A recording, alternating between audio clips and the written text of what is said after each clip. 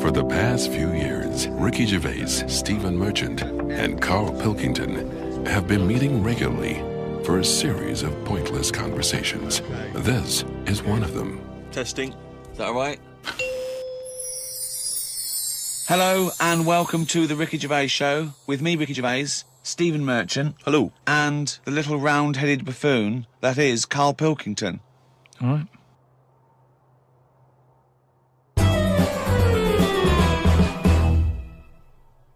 Rick, you'll be pleased to know we've already had some responses, and Simon and Mark have already emailed us in this link to something that was on the BBC News website. I don't know if you're familiar with this, but it's a remarkable story. Lion mutilates 42 midgets in Cambodian ring fight. That's just the headline. That's a hell of a headline. That makes me want to know more about the story. Well, that's what a headline should do. Spectators cheered as entire Cambodian midget fighting league squared off against African lion.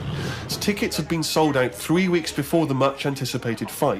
The fight was organised when an angry fan contested Yang Shamoni, president of the CMFL, claiming that one lion could defeat his entire league of 42 fighters. Well, the fight was ended, Rick, after only 12 minutes, after which 28 of the midget fighters were declared dead.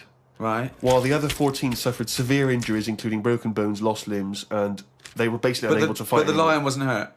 It would have seemed that the lion was okay. Oh, good. Well, that's amazing. Carl, what are your thoughts instantly? I mean, you're bound to have a take on that. See, what's annoying me is I've sent money to Cambodia because apparently they're hungry and haven't got any energy. So what's going on? Well, it's much easier to fill up a midget than it is a regular Cambodian. You know, they're I just happy feel on like a Mars bar. I'm being cheated a bit. You were conned before with a charity, weren't you? Well, a few times, yeah. What about the old lady? What was that? I got stopped, and it's like they sort of drag you in by saying, "Have you got a gran?" And I said, "No, they died," and that. It's like, "Oh, did they die of the cold?" No, she's, ill. What have you? Just old age. He said, "Well, what happens with a lot of people's grans is they die in the cold, right?" So I was like, "Oh, that's bad, isn't it?" Anyway, so she's chatting and she's showing me pictures of these old women who look cold, right? Saying, "Look at her, that's Edna. She's got no family. She can't pay the bills and all that." Yeah. So I'm like, "Oh yeah." Anyway, it goes on for about 15 minutes, and you feel bad. You give them your bank details, right? And what happens is every couple of months you get a letter from Edna. Well, it's not from her; it's typed up and what have you. But there's a picture of Edna, right? And it's saying, "Oh, this December, Edna's going to be extra cold. It's cold outside. She can't afford to pay the heat and what have you." Yeah. Keep going, right? So you keep paying every month like £5, whatever. Get another letter a few months later, right? Edna's sat there. She's got a tan. What do you mean she's got a tan? Well, when they said, she's cold, I thought they meant for the heating, not to send her on holiday for a month. She sat there with a tan. I'm not joking. Are you sure it wasn't just a sort of a slight problem in the printing? No, definitely. Sure, she looked well happy. Sure, it wasn't liver failure. You see, when does it become bad to avoid people like that? Do you know what I mean? Because some people say you shouldn't. They're people like us. They've just had a bit of bad luck. Well, of course they are.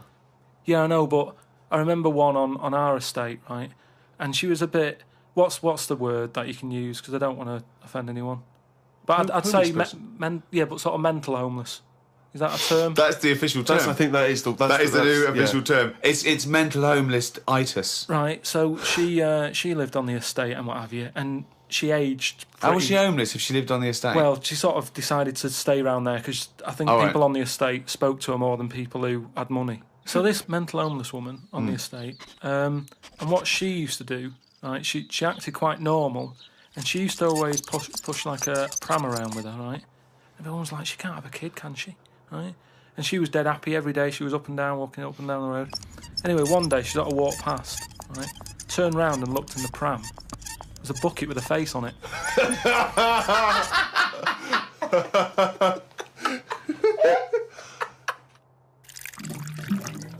Rick, we've had an email here from a bloke. I think you're going to respect him because I think you can tell straight away from his name that he's the kind of guy you'd want to hang out with. Go on. I know how much you love fun people. Yeah. Well, Paul, and he's calling himself this, Paul the Party Animal Parker. He's emailed in. He's given himself that moniker. Right, I assume they're in sort of like quote marks, They're are they? in speech marks, yeah. Brilliant. Party Animal Parker. And he's calling himself that? Yeah. That I can't wait. So when you picture him, what are you thinking? Millhouse. Right, okay. I think he looks like Millhouse from The Simpsons. Yeah. He's working in sort of an IT department, maybe? Yeah, for a possibly. large organisation? Oh, I think he might still be at school. Okay, right, yeah.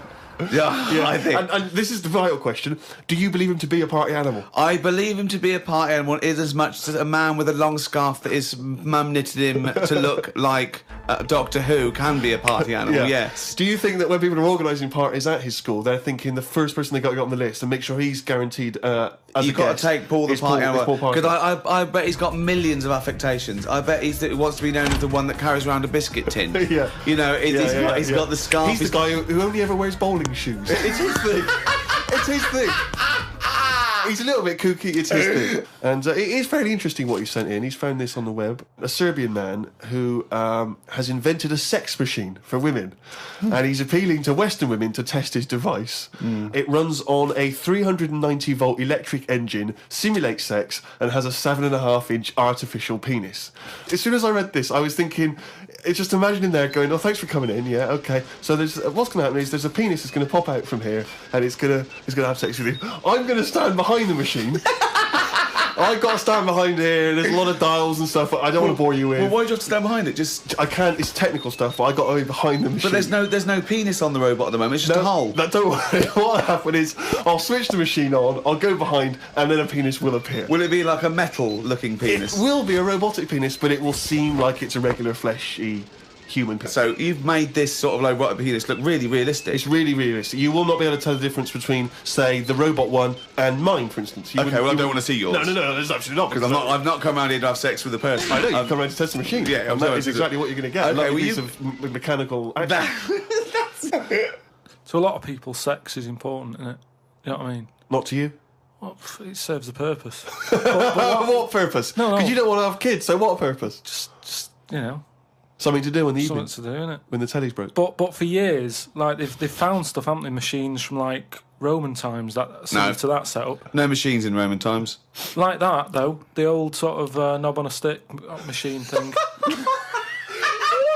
The old Roman knob on a stick. I'm sorry, but I watch Time Team every week, and Tony Robinson has never done that. An old knob on a stick machine. I just think of Julius Caesar sitting down and go, okay, aqueduct, we love that. Thanks for that. Straight roads, good idea. We can see the enemy coming. What have you got there?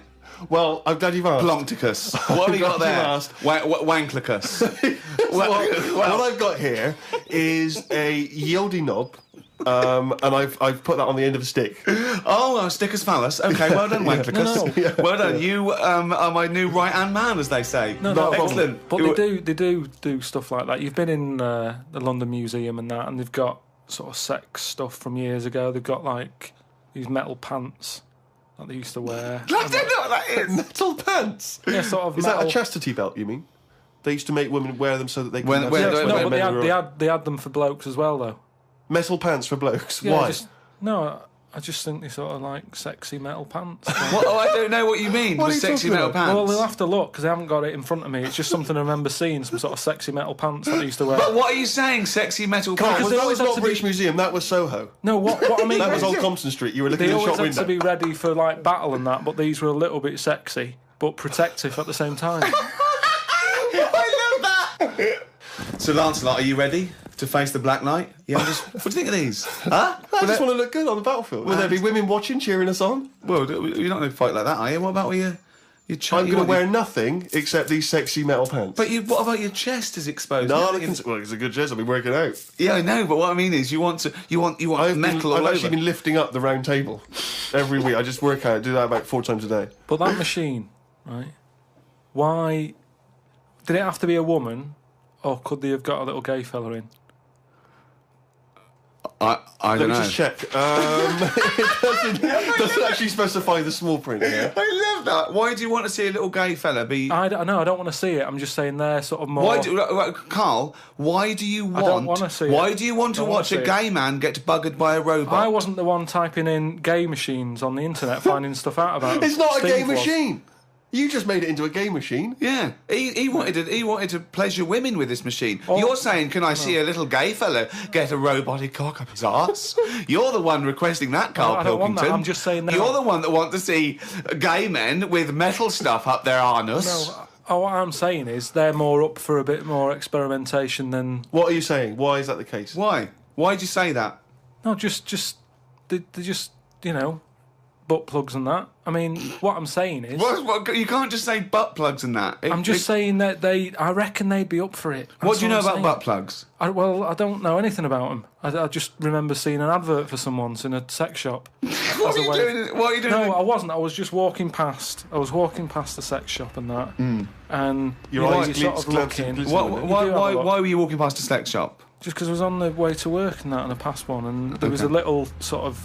One, it was open early, which I never understood, right? It was about 8 o'clock in the morning, right? And Who's rushing out for butt plugs that early in the morning, who needs them now, right? Yeah. But I I must get a bagel and some poppers on the way to work.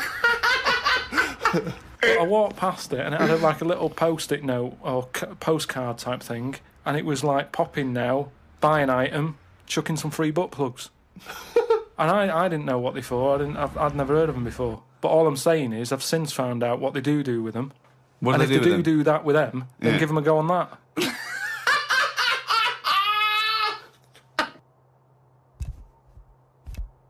Another email here. It's an interesting fact. I'm hoping it's true. America's first nudist organisation apparently was founded in 1929 by 3 men. Now, what intrigued me when I read that is the fact that it's clearly 3 blokes just trying to meet some nude women. They're all 52 balding. Exactly. With little, so those gold-rimmed glasses. Yeah.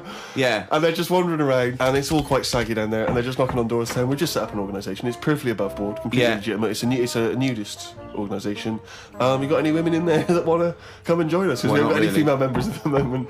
Got any women in there interested in, volleyball or trampoline? I can't be doing with it, me. You hate nudists, don't you? Nudists. I don't understand what it's all about at the end of the day. And here's something, right? Do you know, like, when you're a bloke nudist, right? Do you ever get any who just have, like, a small knob? I don't know. I don't understand the question. What's that? What's your point?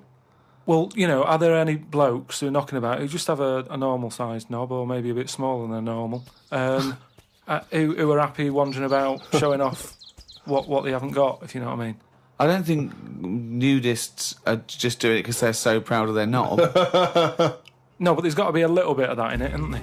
Just saying, most blokes who, nudists, they must be pretty confident in themselves to, I looked once. What? Where are you going with this? It's natural, that's what I'm saying. What do you mean? This is Carl takes a sneaky look at menscocks.com? No, what I'm saying is, it's natural. What's this happening?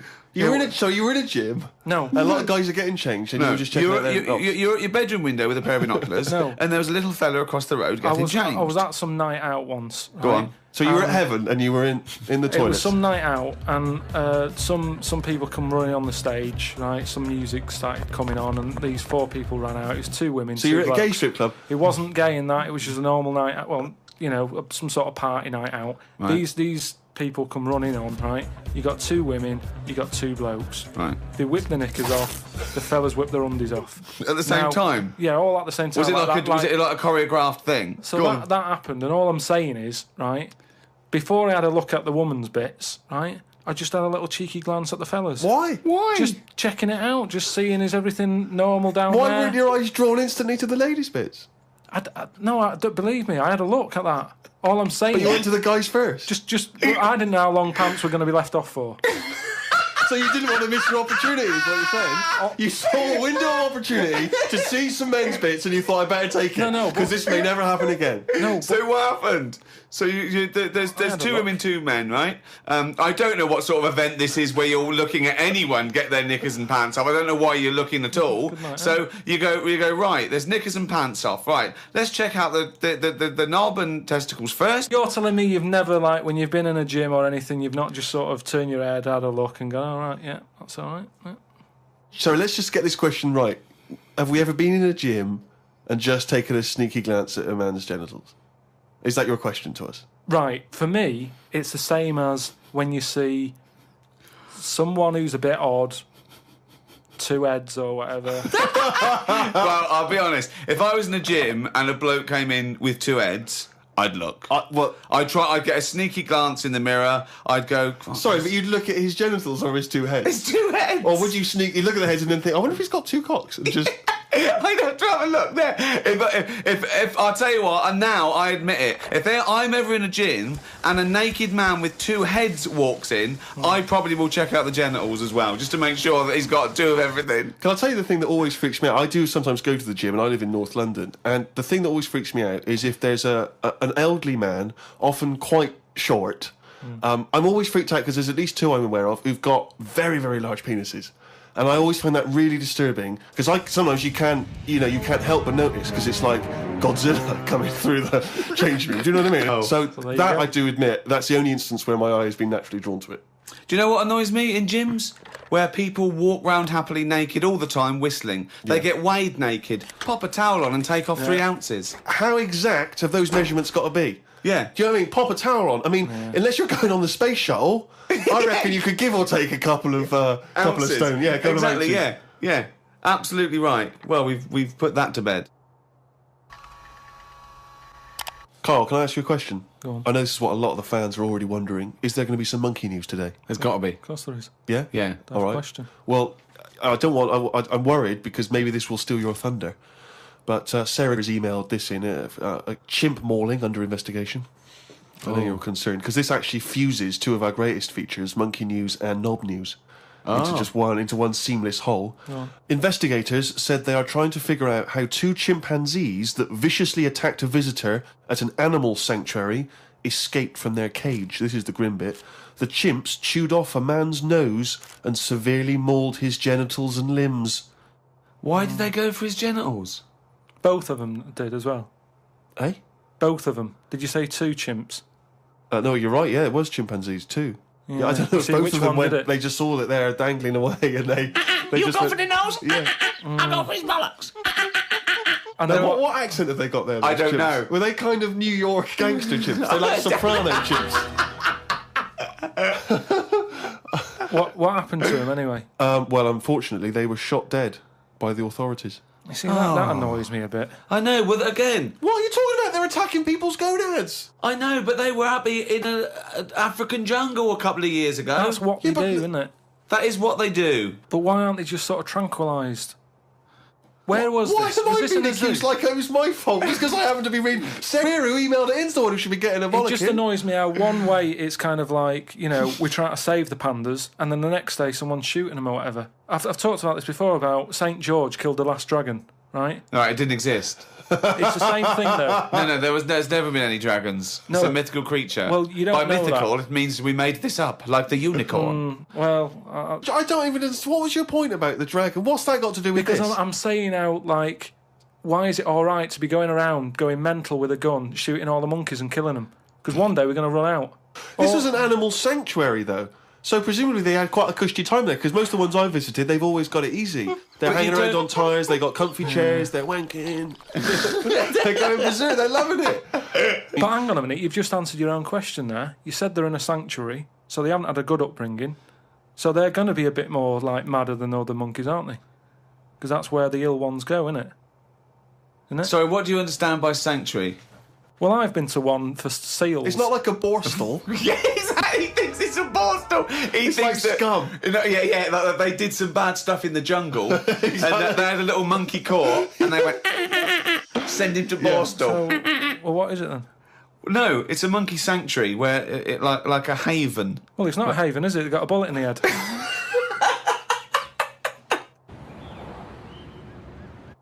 Talking of eating knobs, Carol Thatcher, a daughter of one of our leaders. Sure. Well, you saw her in I'm a Celebrity, Get Me Out of Here. She popped a couple of bollocks in the mouth, chewed them up, swallowed them. Oh. Kangaroo penis there, dried. She couldn't even get... It was so tough, she couldn't even get through it.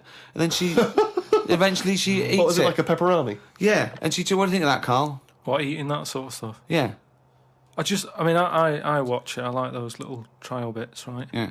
But what I don't think people realise is, right, it is hard eating a little kangaroo knob. Right? Really? How do you know? No, it's just, you think about it and you go, oh, I couldn't do that, right? But what they never mention on the TV programme, which I think takes it to the next level, right? They're eating that at like 7:30 in the morning. Sure. Right. Which is worse, innit? Yeah. Do you know what I mean? If I was there and Ant and Dec said, right, Carl, eat the knob, I'd go, hang on a minute, give us a few hours, let me get some rice and that on my belly and just sort of fill me up a little bit more. I'll pop back at about 6:30 this evening, right. Have it ready. And I'd be happier then. It's just that thing of, you don't want to eat animal genitals on an empty stomach. So what are you saying? You could... I'm saying like I could eat a knob at night, but just cut that there. We'll loop that. If any DJs are listening, just take that quote. I could eat a knob at night by Carl Pilkington. Maybe do a dance remix. Yeah, I think maybe you're sort of a house producer, and you could maybe get some kind of high energy beat going, and then we could just send that out to some of the gay clubs. I'm sure it'd be really popular. Please, anyone send us, that looped with a nice little, funky house beat. Carl Pilkington saying I could eat a knob at night. Rick, it's that time again. It's what everyone's waiting for. Can you do the jingle for us? Oh, chimpanzee, that monkey news. Right, this week the monkey news is about, we all know, there's monkeys knocking about that aren't happy in this country. Sure. It is a big problem, it's an epidemic. So they've set up like this place. Okay. Where they all go. The ones that aren't happy in the zoo and what have you, it's getting them down. They can phone a number and they'll come and pick them up. Pop them in this house place, right? And basically, they can run riot in there. Yeah. They get freedom to sort of cheer themselves up. There's 3 people running this place, right? So these monkeys, big house and that. PlayStation, anything they want. Gym, all that lot. Gym. One of them wanted to mess about with the woman's breasts. Right? Which woman's breasts? The woman who works there. Right. Right? And she was like, right, pack it in, we've all had a bit of fun. You've been in the gym and everything. She obviously, got a bit excited and that. He was fired up and that, ready for some more action and that. He's trying to have a go on this woman's breast, right? She was like, have a go. She was like, no, you're not doing that. Pack it in and all that. The boss who's running the place was like, come on, let him have a go. No. Right, you're talking shit. So anyway, right, so he's there and he's... So the boss says, you can have a group. The boss is saying, let him have a go. Come on, Rita, if Monkey wants to play with nipples, let him. So she's like, I'm not happy with this, and he's going, come on, you know the rules here, we've got to cheer these monkeys up.